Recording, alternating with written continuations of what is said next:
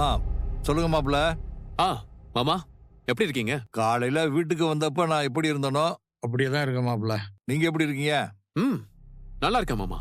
உடம்பெல்லாம் நல்லா இருக்குல்ல? நல்லா இருக்கு மாமா, நல்லா இருக்கு. இது சுரேஷ் வேலையை முடிச்சிட்டு வீட்டுக்கு வந்துட்டானா? இல்ல மாப்பிள்ள, இன்னும் வரல. ஓ அப்படிங்களா? சரி சரி. இது உங்க மூத்த பையன் வந்துட்டானா மாமா? பாக்கியராஜன் இன்னும் வரலையே. எங்க போயிருக்கா உங்க மூத்த பையன்? அவன் வேற எங்க போவான் மாப்பிள்ள, வேலைக்கு தான் போயிருக்கான். அவனுக்கு ப்ரொமோஷன் கிடைச்சதுல இருந்தே அவனுக்கு வேலை ரொம்ப அதிகமாயிருச்சு மாப்பிள்ள. நினைச்சேன் மாமா, நான் நினைச்சேன் அவன் வெளியில போறேன்னு சொல்லிட்டு வேற எங்கேயாவது போயிருப்பான்னு நினைச்சேன். நான் நினைச்ச மாதிரியே நடந்துருச்சு. நீங்க என்ன சொல்றீங்கன்னு புரியலையே. மாமா, உங்க மூத்த மருமக எங்க போயிருக்கா? கலரோட தம்பிக்கு பொண்ணு பார்க்க போயிருக்கா. ஓ, அப்போ உங்க மகன் போலையா அங்க பொண்ணு பார்க்க? என்ன மாப்பிள்ள இப்படி கேக்குறீங்க? அது எப்படி உங்களுக்கு பிடிக்காத இடத்துக்கு பாக்கியராஜன் நான் அனுப்பி வைப்பேன்? மலரையும் வேற வழி இல்லாம சரி போகட்டும்னு கடமைக்கு தான் அனுப்பி வச்சேன். இல்ல, நீங்க உங்க பையனை அனுப்பி வைக்கலனாலும் உங்க பையனால மலர் வீட்டுல நடக்கிற நல்லதுக்கு போகாம இருக்க முடியல பாருங்களேன். நீங்க என்ன சொல்றீங்க? மாமா, உங்க பையன் வேலைக்கு போறேன்னு சொல்லிட்டு உங்க மருமகளோட தம்பிக்கு பொண்ணு பார்க்க போயிருக்கான். இல்ல மாப்பிள்ள, அதுக்கெல்லாம் வாய்ப்பே இல்ல. கண்டிப்பா பாக்கியராஜ் போயிருக்க மாட்டான். ஆமா, அவங்க அங்கதான் இருக்காங்க. உங்களுக்கு எப்படி தெரியும்? மாமா, மலரோட தம்பிக்கு பாக்குற பொண்ணு யாருன்னு தெரியுமா உங்களுக்கு? என்கிட்ட வேலை பாக்குறானே ராஜா, அவனோட தங்கச்சி. எனக்கு இதுக்கு முன்னாடி தெரியாது. மாப்பிள்ளை எப்படிப்பட்டவன் என்ன ஏதுன்னு விசாரிக்கிறதுக்காக வீடியோ கால அடிச்சு காட்ட சொன்னேன். பார்த்தா மாப்பிள்ளையா உட்கார்ந்துட்டு இருக்கிறது மலரோட தம்பி. பக்கத்திலேயே மலரும் உங்க மூத்த மகனும் உட்கார்ந்துட்டு இருக்காங்க. நான் அதை பார்த்த உடனே ஷாக் ஆயிட்டேன் மாமா. பாக்கியராஜ் அங்க போனது எனக்கு தெரியவே தெரியாது மாப்பிள்ள. போற இடத்துக்கெல்லாம் சொல்லாம போறது என்ன பழக்கம்? நானே எங்க அம்மா கிட்ட சொல்லாம எங்கேயும் போக மாட்டேன். உங்க பையன் ஏன் மாமா இப்படி இருக்கா? பொண்டாட்டிக்காக போனது தப்பு இல்ல, ஆனா சொல்லாம போக கூடாதுல்ல மாமா. அதான் உங்க காதுல போட்டு வச்சேன். இன்னும் கொஞ்ச நேரத்துல வந்துருவாங்க. நீங்க என்ன ஏதுன்னு விசாரிங்க. சரிங்க மாப்பிள்ள, நான் கண்டிப்பா கேக்குறேன். சரிங்க மாமா, வச்சுறேன். கொளுத்தி விட்டாச்சு, இனிமே நடக்கிறத பாப்போம். என்னாச்சுங்க? நம்ம கிட்ட வேலை இருக்குன்னு சொல்லிட்டு பாக்கியராஜ் மலர் கூட அவன் தம்பிக்கு பொண்ணு பார்க்க போயிருக்கான். நான் நினைச்சேங்க, என்னமோ என் மனசுக்கு தோணிக்கிட்டே இருந்துச்சு அவன் போவான்னு. நினைச்ச மாதிரி அவன் போயிட்டான். அவன் எங்க இப்படி இருக்கான் தெரியலையே. அவன் வரட்டும், இன்னைக்கு வரட்டும், அவனுக்கு இருக்கு இன்னைக்கு. ரேவதி, எனக்கு இந்த பிபி சுகர் எல்லாமே செக் பண்ணணும். அந்த கிட்ட எடுத்துட்டு வா.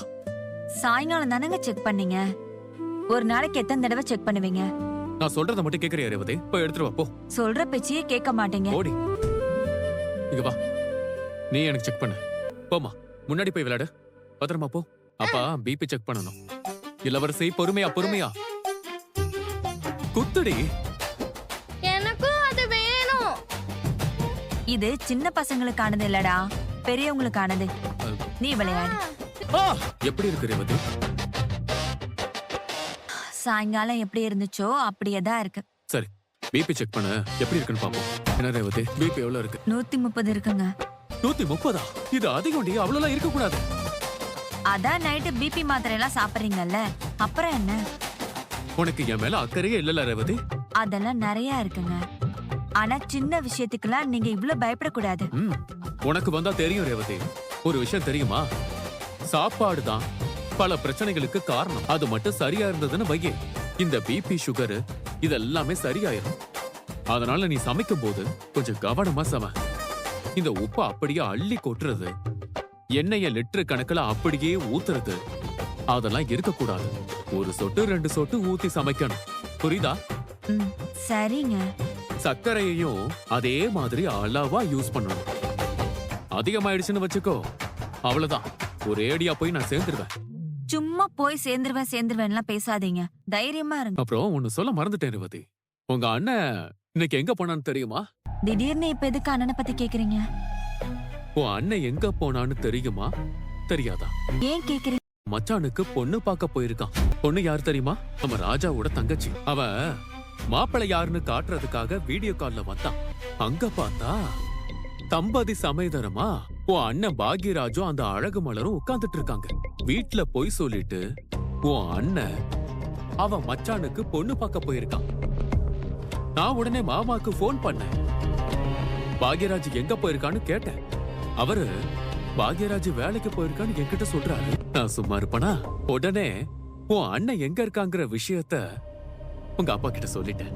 எதுக்குங்க உங்களுக்கு இந்த தேவையில்லாத வேலை? ஏய், எங்க எது நடந்தாலும் இந்த தங்கராஜுக்கு தெரியும்டி.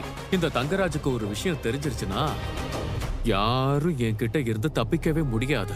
உன் அண்ணனுக்கு மனசுல ரொம்ப ஸ்மார்ட்னு நினைப்பு. போய் சொல்லிட்டு அவன் மச்சானுக்கு பொண்ணு பார்க்க போயிருக்கான்.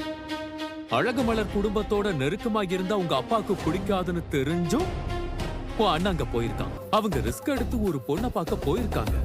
அந்த கல்யாணம் நடக்குமா? நடக்காது.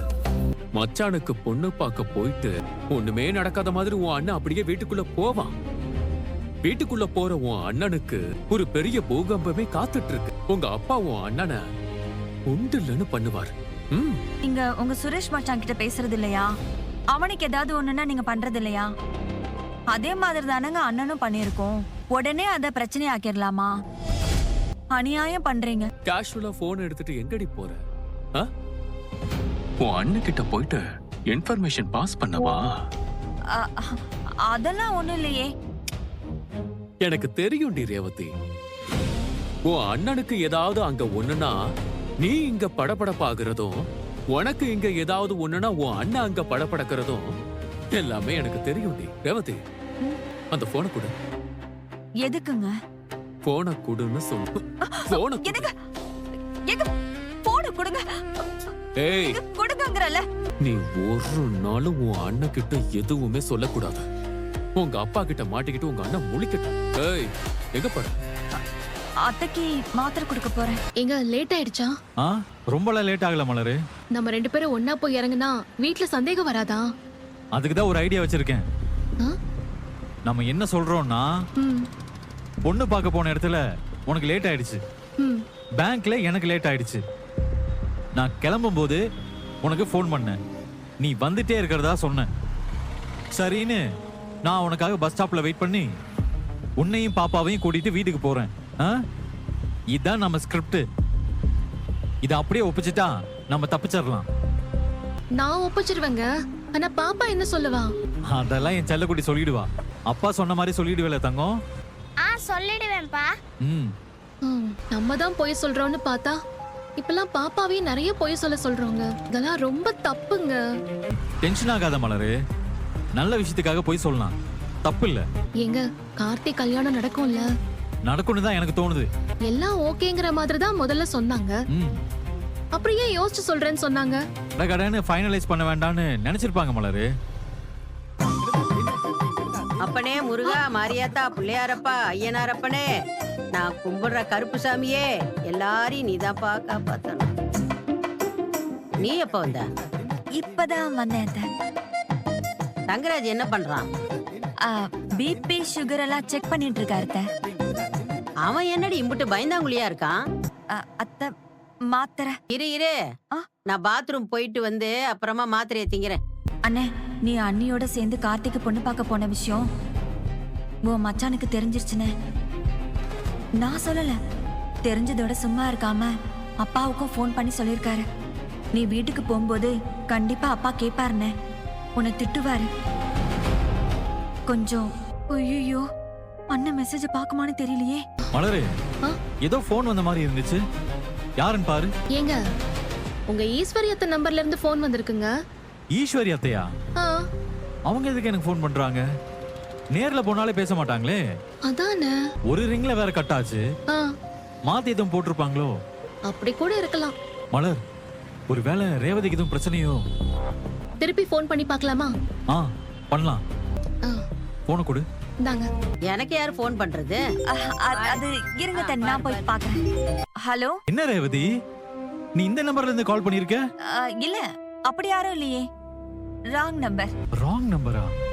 ரேவதி, நான் பாகிராஜ் அண்ணன் பேசுறேன். ஐயோ, அண்ணே சீக்கிரம் மெசேஜ் போடு. இல்லங்க, ராங் நம்பருங்க. ஹலோ ஹலோ யாரோ கந்தசாமி இருக்காங்களான்னு கேட்டு ஃபோன் பண்றாங்க. ராங் நம்பர்னு சொல்லி வச்சுட்டேன் அத்தை. காலையில இருந்து சாயங்காலம் வரைக்கும் அவன் இருக்கானா இவன் இருக்கானான்னு இதே தான் போன் வருது. இது போக லோன் வேணுமா வண்டி வாங்கணுமான்னு கேட்டு வேற போன் பண்றாங்க. பேசாம இந்த போனை தூக்கி கடாசி இல்லாமான்னு இருக்கு. இப்பதான் தொல்லை பண்றானுங்க இந்த போன். வாடா, மாத்திரை சாப்பிட்டீங்களா? இப்பதான்டா மாத்திரை எல்லாம் சாப்பிட்டேன். அத்தை வேற ஏதாவது வேணுமா அத்தை? இல்லம்மா, ஒண்ணு வேணும். சரி நீங்க பேசிட்டு இருங்க, நான் வரேன். அத்தை நம்பர்ல இருந்து ஃபோன் வந்துச்சு. திருப்பி கூப்பிட்டா ரேவதி எடுத்தா. ரேவதி குரல்னு நல்லா தெரிஞ்சது. என் குரல் அவளுக்கு நல்லா தெரியும். ஆனாலும் ஏன் ராங் நம்பர்னு சொல்லிட்டு போனை வச்சா? தெரியலீங்களே. அவளுக்கு ஏதாவது பிரச்சனையா இருக்குமோ? அதெல்லாம் நீங்க தப்பாலாம் எதுவும் யோசிக்க வேணாம். ரேவதிக்கு எந்த பிரச்சனையும் இருக்காது. கால் பண்ணாந்தானு திருப்பி பண்ணேன். ஆனாலும் ராங் நம்பர்னு சொல்லிட்டு போனை வச்சுட்டா. எனக்கு ஒண்ணுமே புரியல மலரு. ஏதாவது ஹிண்ட் கொடுக்கறாளோ? இருக்கலாம். நான் வேணா ஃபோன் பண்ணி பார்க்கவா? இல்லங்க, வேணாம். அவ கட் பண்ண பிறகு நம்ம ஃபோன் பண்ண வேணாம். என்னவா இருக்கும்? ரேவதி போன்ல வேற ஏதாவது சொன்னாளா? ராங் நம்பர்னு சொல்லிட்டு மெசேஜ பாருன்னு வேற சொன்னா. அட என்னங்க, அத முதல்லயே சொல்ல மாட்டீங்களா? மெசேஜ் எடுத்து பாருங்க. ஆமா, அத்தை நம்பர்ல இருந்து மெசேஜ் வந்திருக்கு. என்னன்னு ஓபன் பண்ணி பாருங்க. அண்ணே, நீ அண்ணியோட சேர்ந்து கார்த்திக்கு பொண்ணு பார்க்க போன விஷயம் உன் மச்சானுக்கு தெரிஞ்சிருச்சுனே. நான் சொல்லல. தெரிஞ்சதோட சும்மா இருக்காம அப்பாவுக்கும் ஃபோன் பண்ணி சொல்லியிருக்காரு. நீ வீட்டுக்கு போகும்போது கண்டிப்பா அப்பா கேட்பாருண்ணே, உன்னை திட்டுவாரு. கொஞ்சம் கவனமா இருண்ணே. ஐயோ கடவுளே, ஏங்க பிரச்சனை ஆயிடுச்சுங்க. ஐயோ ஏங்க, பிரச்சனை ரேவதிக்கு இல்லைங்க, நமக்கு தான்.